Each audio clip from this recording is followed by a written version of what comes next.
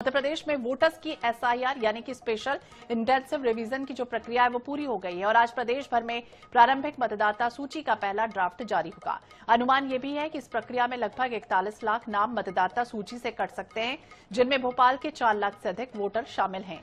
इनके नाम सूची में नहीं होंगे। हालांकि प्रारंभिक मतदाता सूची में नाम न होने पर लोग दोबारा आवेदन कर सकेंगे। नो मैपिंग में दर्ज मतदाताओं को सही जानकारी देनी होगी। 22 जनवरी तक बीएलओ मतदान केंद्रों पर मौजूद रहेंगे। अंतिम मतदाता सूची 21 फरवरी को जारी होगी। मामले में सियासत भी दिखाई दे रही है। एसआईआर की प्रक्रिया पर नेता प्रतिपक्ष उमंग सिंघार ने सवाल उठाए हैं। उन्होंने कहा है कि एसआईआर के नाम पर लोकतंत्र के साथ खिलवाड़ किया जा रहा है।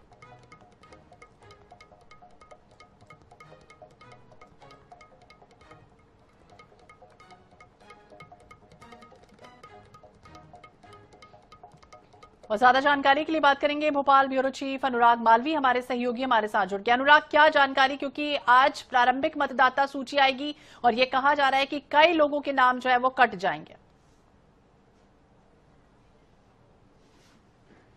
बिल्कुल, देखिए, अगर बात करें तो ये बहुत स्पष्ट रूप से तस्वीर है और कहीं ना कहीं तकरीबन 40 लाख के आसपास का ये आंकड़ा है। हालांकि अधिकृत रूप से इसकी सूचना शाम को चुनाव आयोग अपनी प्रेस कॉन्फ्रेंस के जरिए देगा, लेकिन इससे आप देखिए तो सामान्य प्रक्रिया की बात करें तो बहुत सारे पहलू हैं। महिलाओं के पहलू हैं जिनकी शादी हुई और 2003 में वोटर्स नहीं थी, वो हैं। डेड नंबर्स हैं।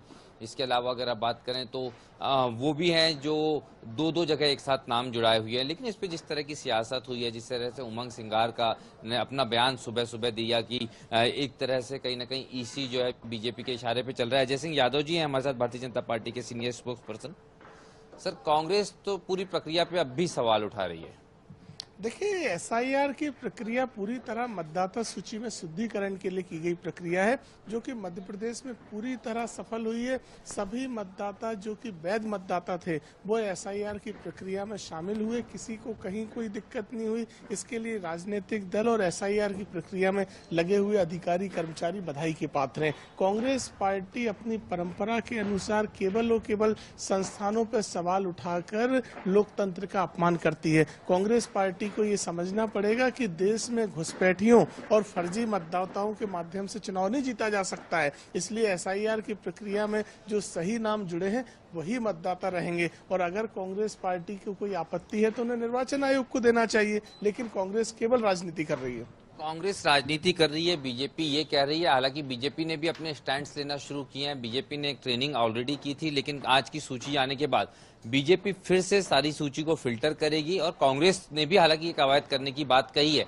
लेकिन जरूरी अभी दोनों पार्टियों के लिए होगा, क्योंकि आप समझिए जो वोटों का अंतर टोटल आ रहा, माफ कीजिए, जो नाम कट रहे हैं वो लगभग उतना ही अंतर है जो बीजेपी और कांग्रेस के ऑलमोस्ट वोट डिफरेंस थे 2023 के विधानसभा चुनाव में।